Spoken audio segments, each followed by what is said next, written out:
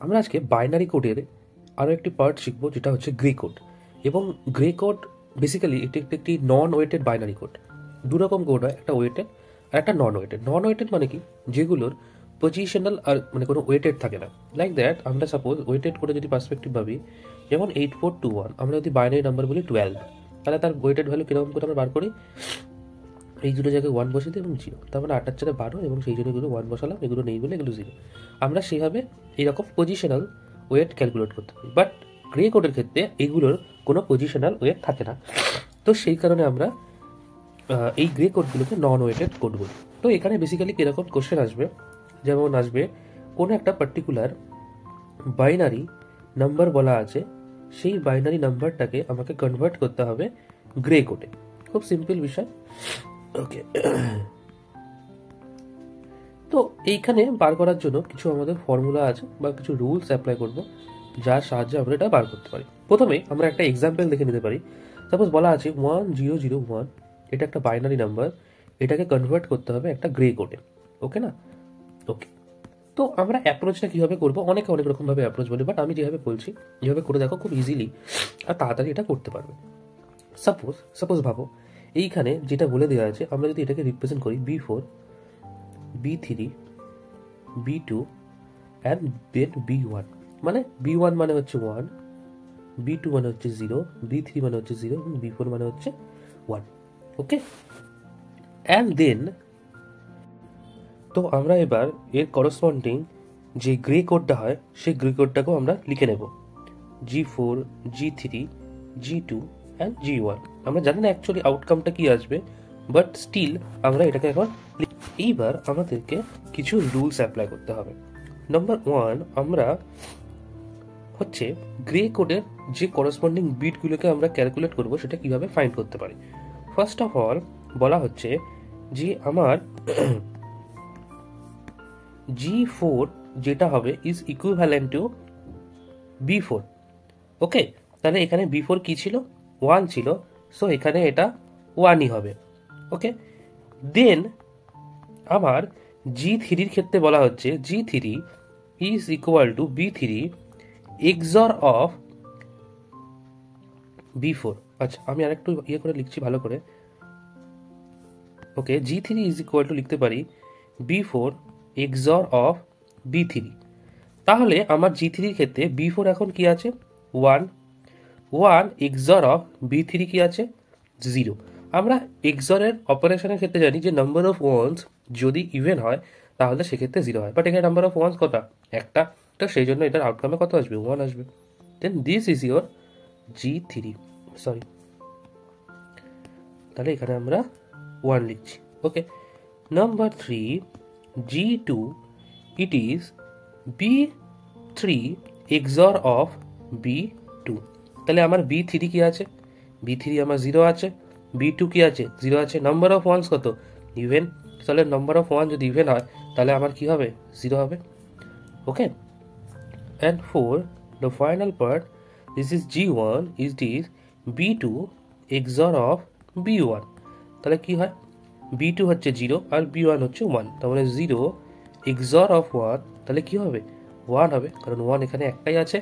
This the odd number. তাহলে আমরা কি পেলাম, এটা 0, এটা 1। তাহলে আমার বলতে পারি 1001 এই বাইনারি নাম্বারের করসপন্ডিং গ্রে কোডটা কি, 1101।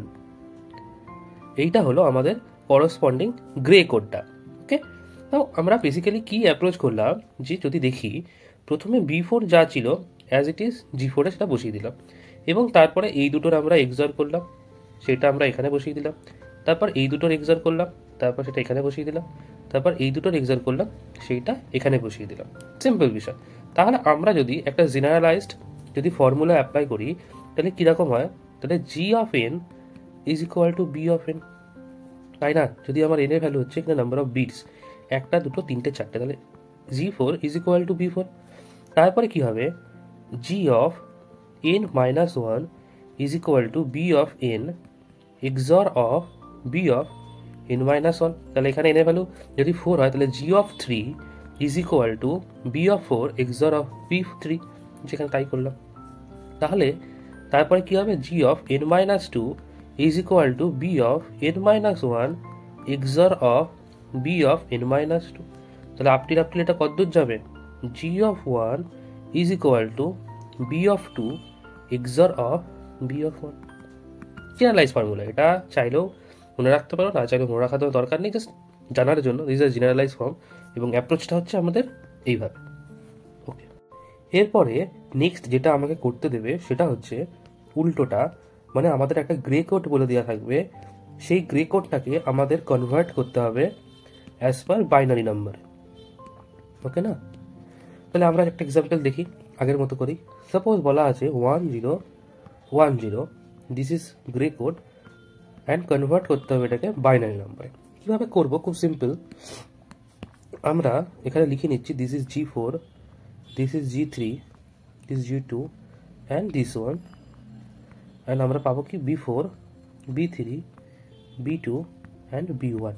তাহলে G4টা কি হয়? 1 0 1 0, আমরা এটা পাবো। কি করে করবো? ওকে, নাও ফার্স্টলি আমাদের B4 is equivalent to G4, আগেরটার সাথে এটা পুরোপুরি সেম। তাহলে এখানে এটা করলে কি হয়? এটা কি ছিল? 1 ছিল, তাহলে আমরা 1ই পাই, তাহলে এটা আমার 1ই হবে।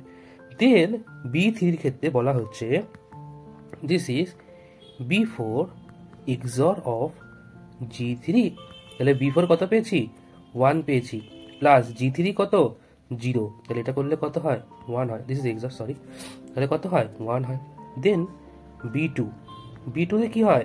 তাহলে কি হবে এবার? B3 XOR অফ G2, দুটোই দেখো একবার করে ডিক্রিমেন্ট হচ্ছে। তাহলে B3 আমরা কি পেয়েছি? 1 পেয়েছি, তাহলে 1 প্লাস G3 কি? G2 কি? সরি 1, তাহলে 1 1 করলে কি হয়? 0 হয়, তাহলে এটা 0। দেন B1, তাহলে B1 এর ক্ষেত্রে লজিকটা কি হবে? B2 XOR অফ G1, তার মানে B2 কি? 0, G1 কি? 0, and this is 0. So this is your, sorry, this is the gray value. তাহলে কনভার্সনটা কি দাঁড়ালো? 1 0 1 0। যদি আমরা করসপন্ডিং এই গ্রে কোডটার বাইনারি নাম্বার দেখতে চাই, তাহলে আমরা বাইনারি নাম্বারটা কি পাবো? 1 1 0 0। ওকে, যে আমরা এই ভ্যালুটা যা পেয়েছিলাম সেটা এখানে অ্যাজ ইট ইজ বসিয়ে দিয়েছি। তারপর এই ভ্যালুটার সঙ্গে এই ভ্যালুটার আমরা এক্সঅর করেছি, দেন এই ভ্যালুটা পেয়েছি। তারপর এই ভ্যালুটার সাথে এই ভ্যালুটা, তারপর এই ভ্যালুটার সাথে এই ভ্যালুটা, মানে এই ভ্যালুটা অ্যাকচুয়ালি দিয়ে এই ভ্যালুটা পেয়েছি। তার মানে B4 G4 আর B3টা কীভাবে পেয়েছি? এই B4কে টেনেছি আর এই ভ্যালুটাকে একবার ডিক্রিমেন্ট করেছি, সেম। আবার এইটাকে এখানে এনেছি এবং এইটাকে একবার ডিক্রিমেন্ট করেছি, আমি আরেকটু মানে ইজি করে ব্যাপারটাকে অর্গানাইজ করছি, মানে ইন্টারপ্রেট করছি, তাহলে বুঝতে সুবিধা হবে। সাপোজ বলা আছে যেটা বললাম সেটাই 1 0 1 0, এটা আমাদের G4, this is G3, this is G2 and this is G1। বার করতে হবে B4 B3 B2 B1। তাহলে সিম্পল বিষয়, এটা যা আছে এটা তাই হয়ে যাবে, 1ই হবে। দেন এই দুটোর আমরা এক্সঅর করবো, 1 আর 0 এক্সঅর করলে কত পাই? 1ই পাই। দেন এটা আর এটার এক্সঅর করবো, তাহলে 1 1 কত পাই? 0 পাই। দেন 0 আর 0 এক্সঅর করবো, তাহলে কত পাই? 0 পাই। তাহলে অ্যান্সার কত হলো? 1 1 0 0। সিম্পল। যেই ইন্টারপ্রেটটা ইজি মনে হবে সেইভাবে ইন্টারপ্রেট করতে পারো, এইভাবেও করতে পারো, এইভাবেও করতে পারো। তাহলে জেনারেলাইজ যদি আমরা ফর্মটা দেখি, তাহলে B of n is equal two G of n। তাহলে B of n minus 1 is equal two G of, আচ্ছা সরি এটা পরে লিখি, B of n XOR of G of n minus 1, then B of n minus 2 is equal to B of n minus 1 XOR of G of n minus 2। এটা up to কত দূর অবধি যাবে? B1 is equal to B2 XOR of G1, তাই না? দেখো যদি n এর ভ্যালু 4 হয় তাহলে কি B4 আর G4, তো তাই হয়েছিল আমার B4 আর G4। তারপরে কি করেছিলাম? B3 is equal to B4 plus এই B4 XOR of G3। দেখো তাহলে এটা এক ঘর কমলো B3, এটা B4 রইলো, আগের স্টেপটাকে নিয়ে এলো এবং এটা এক ঘর কমলো। তারপরে এটা আরও এক ঘর কমলো, এইটা এখানে এটাই এলো এবং এইটাকে এক ঘর ডিক্রিমেন্ট করলো। সিম্পল। পুরোপুরি গ্রে কোড থেকে বাইনারি থেকে কীভাবে গ্রে কোডে আসে পুরোটা দেখানো হলো। যদি কিছু প্রবলেম হয় তাহলে কমেন্টে অবশ্যই জানিও। দেখা হচ্ছে পরের ভিডিওতে। Thank you.